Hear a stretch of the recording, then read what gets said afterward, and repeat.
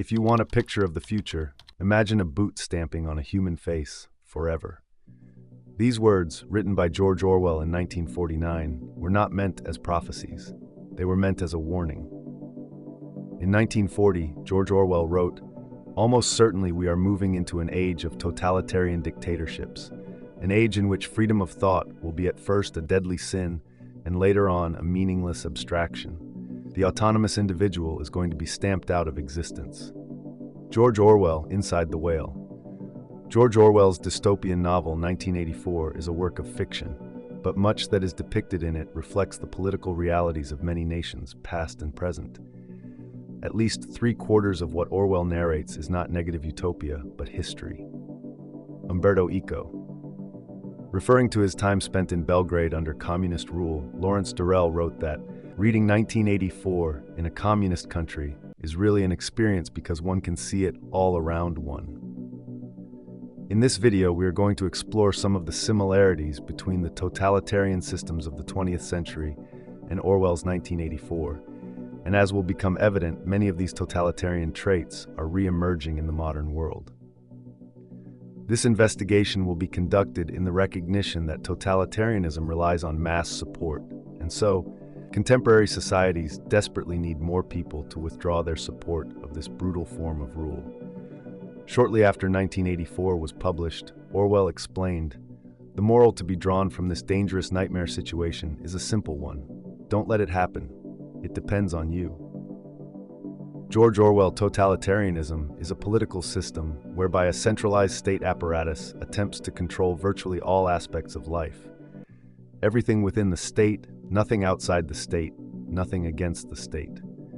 The Italian dictator Mussolini succinctly put it, "While totalitarianism can emerge under the guise of various political ideologies, in the 20th century it was communism and fascism that provided the ideological support for this type of rule." Communism and fascism are often viewed as being on opposite ends of the political spectrum, but in the manner they were put into practice in the 20th century, both of these systems display the characteristics of the totalized, all-controlling state. Both use force and propaganda to attain power, crush economic and civil liberties, smother culture, partake in mass surveillance, and terrorize the citizenry with psychological warfare and eventually mass imprisonment and mass murder. Speaking of Stalin's communist Russia and Hitler's Nazi Germany, Orwell explained, "The two regimes, having started from opposite ends, are rapidly evolving towards the same system, a form of oligarchical collectivism." George Orwell. In the communist and fascist political systems of the 20th century, and in 1984, the totalitarian regime maintained a tight grip of control on the populace through the use of manufactured fear. Totalitarian leaders, whether of the right or of the left, know better than anyone else how to make use of fear. They thrive on chaos and bewilderment. The strategy of fear is one of their most valuable tactics. Just Mirlu, Rape of the Mind. Constant surveillance of all of the citizens was an additional tool in the arsenal of the totalitarian regime of 1984. Surveillance not only allowed for more effective overt control of the citizenry, but it also induced paranoia, which made it less likely that any citizen would even dare step out of line. This surveillance was achieved, firstly, through the technology of the telescreen, which was installed in everyone's home and throughout the streets. And as Orwell explained, the telescreen received and transmitted simultaneously. There was, of course, no way of knowing whether you were being watched at any given moment. It was even conceivable that they watched everybody all the time. But at any rate, they could plug in your wire whenever they wanted to. You had to live, did live, from habit that became instinct, in the assumption that every sound you made was overheard, and except in darkness, every movement scrutinized. George Orwell, 1984. Secondly, mass surveillance of the citizenry was conducted by the citizens of 1984 themselves. Each person watched everyone else, and each person was, in turn, watched by everyone else. The most innocent of expressions, an innocuous statement, or a subtle look of disapproval when Big Brother appeared on the telescreen, was reported to the thought police and treated as a thought crime or a face crime, as evidence that one was disloyal and had something to hide. It is intolerable to us that an erroneous thought should exist anywhere in the world, however secret and powerless it may be. Orwell has the character O'Brien explain. George Orwell, 1984. In Stalinist Russia, Alexander Solzhenitsyn noted that one could never be sure whether one's neighbors, friends, co-workers, the postman, or even in some cases one's own family, would report to the secret police a slip of the tongue, a criticism of Stalin or of communism. For if one was reported, their fate was usually sealed. The police would knock at the door in the middle of the night, and soon after one would be given the standard sentence of a tenor. That is, 10 years in the slave labor gulag prison camps. This form of surveillance created social conditions wherein most citizens adopted hypocrisy and lying as a way of life. Or, as Solzhenitsyn explains in the Gulag Archipelago, the permanent lie becomes the only safe form of existence. Every wag of the tongue can be overheard by someone, every facial expression observed by someone. Therefore, every word, if it does not have to be a direct lie, is nonetheless obliged not to contradict the general, common lie. There exists a collection of ready-made phrases, of labels, a selection of ready-made lies. Alexander Solzhenitsyn, Gulag Archipelago. In addition to a ubiquitous state of fear, in totalitarianism, there exists a widespread state of confusion and mental disorientation amongst the citizenry. Jost Mirlu explained, "Many victims of totalitarianism have told me in interviews that the most upsetting experience they faced was the feeling of loss of logic, the state of confusion into which they had been brought, the state in which nothing had any validity. They simply did not know what was what." Jost Mirlu, Rape of the Mind. In 1984, widespread mental disorientation was stimulated via the falsification of history and the negation of the concept of objective truth. The Ministry of Truth was the institution which falsified history. Everything faded into mist. The past was erased, the erasure was forgotten, the lie became the truth. One of the reasons totalitarian regimes attempt to alter history is because it rids the society of any past reference points or standards of comparison, which might remind the citizens that life in the past was so much better than it is in the sterile and oppressive present. Within 20 years at the most, the huge and simple question, was life better before the revolution than it is now? Would have ceased once and for all to be answerable. George Orwell, 1984. But another reason history is falsified by totalitarians is to ensure there are no historical roots to which the citizen can anchor and find truth, sustenance, and strength.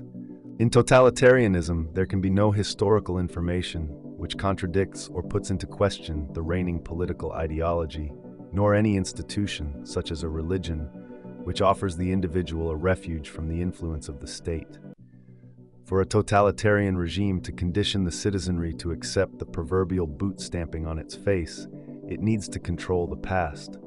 And so, as Orwell wrote in 1984, every record has been destroyed or falsified, every book has been rewritten, every picture has been repainted, every statue and street and building has been renamed, every date has been altered, and that process is continuing day by day and minute by minute.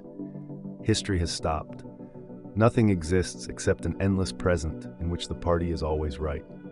George Orwell, 1984. Along with destroying or falsifying the past, widespread mental disorientation is further cultivated by destroying the belief in objective truth. This is done through a program of psychological warfare.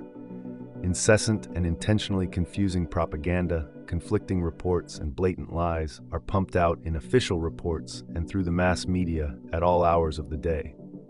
What is said today has no bearing on what may be said tomorrow, for as Orwell explained, the totalitarian state sets up unquestionable dogmas, and it alters them from day to day. It needs the dogmas because it needs absolute obedience from its subjects, but it cannot avoid the changes which are dictated by the needs of power politics. George Orwell, Literature and Totalitarianism. In 1984, for example, the Ministry of Plenty put out a bulletin that they were increasing the chocolate ration to 20 grams a week. Orwell writes, "And only yesterday, Winston reflected, it had been announced that the ration was to be reduced to 20 grams a week. Was it possible that the citizens could swallow that after only 24 hours? Yes, they swallowed it. Was he then alone in the possession of a memory? In addition, contradictions, hypocrisies, and lies form the foundation of the totalitarian ideology. The totalitarian system presents the enslavement of the individual as his or her liberation. Censoring information is called protecting the truth.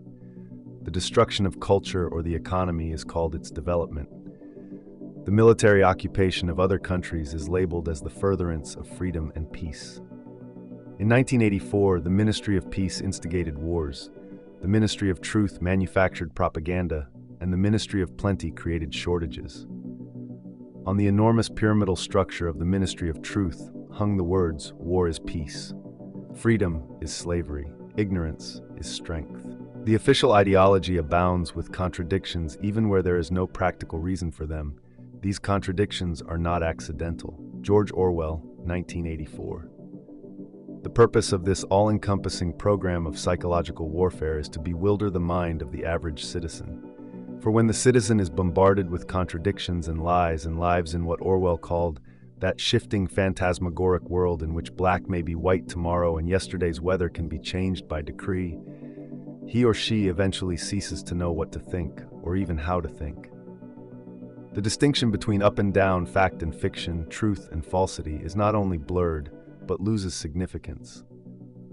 The belief in objective truth disappears, and the average citizen becomes completely dependent on authority figures to feed him ideas, and thus is ready to assent to lies and to believe the most absurd things, so long as those in the political class deem it to be true.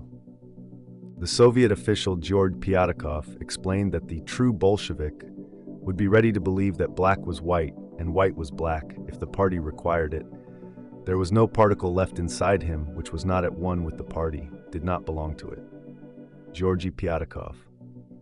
In an essay titled Totalitarianism and the Lee, Leszek Kolakowski, a philosopher who was exiled from Poland for his criticisms of communism and Marxism, wrote, "This is what totalitarian regimes keep unceasingly trying to achieve. People whose memory, personal or collective, has been nationalized, has become state-owned and perfectly malleable, totally controllable, are entirely at the mercy of their rulers. They have been deprived of their identity. They are helpless and incapable of questioning anything they are told to believe. They will never revolt, never think, never create. They have been transformed into dead objects." Leszek Kolakowski, Totalitarianism and the Lie.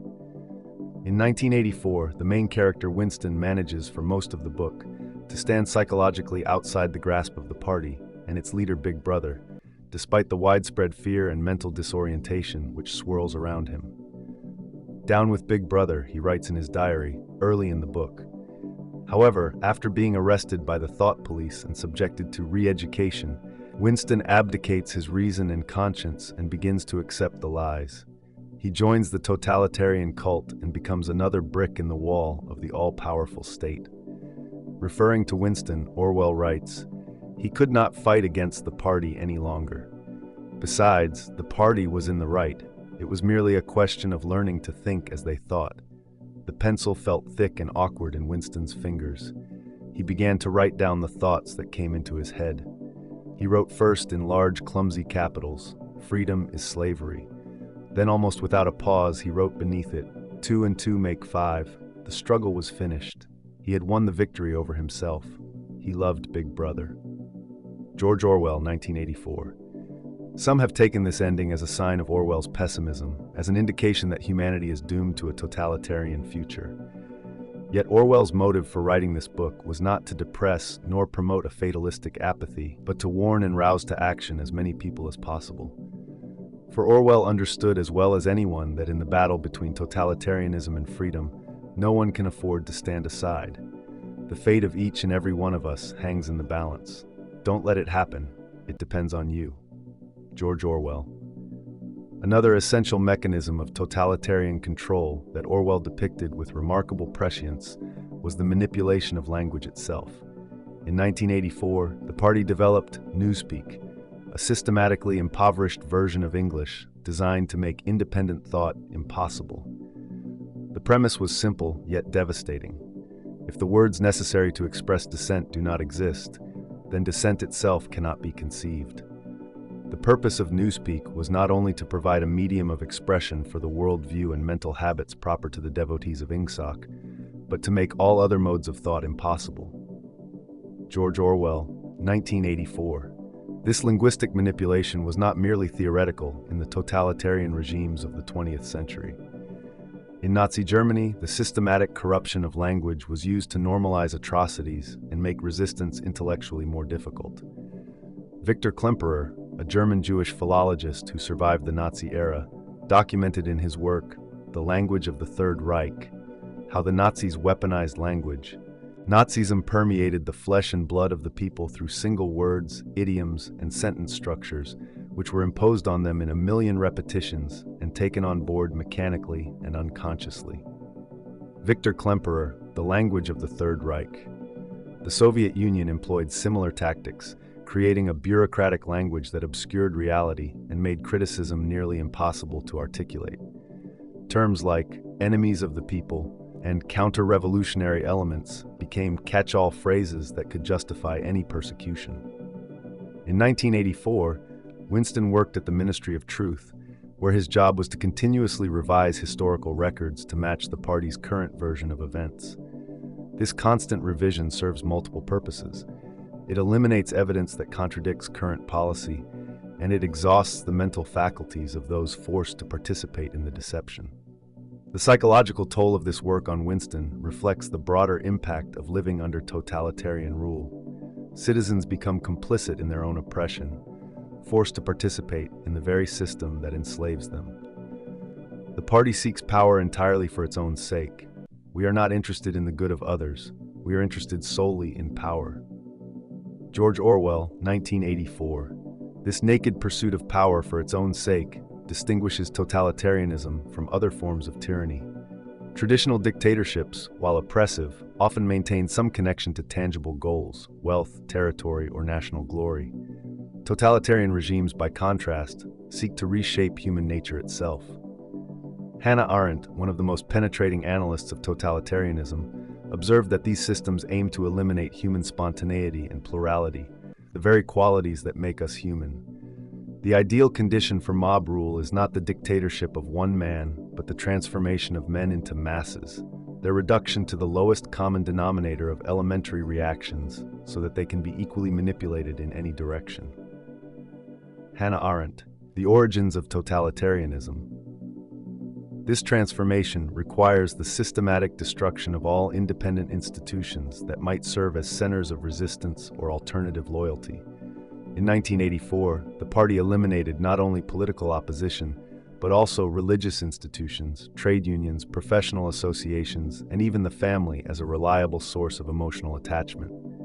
Children in 1984 are trained to spy on their parents, and marriage exists only to serve the party's reproductive needs.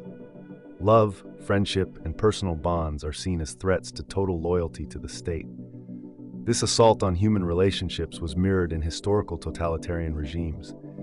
In Stalin's Soviet Union, the case of Pavlik Morozov, a young boy who reportedly turned in his father for anti-Soviet activities, became a celebrated example of proper revolutionary consciousness.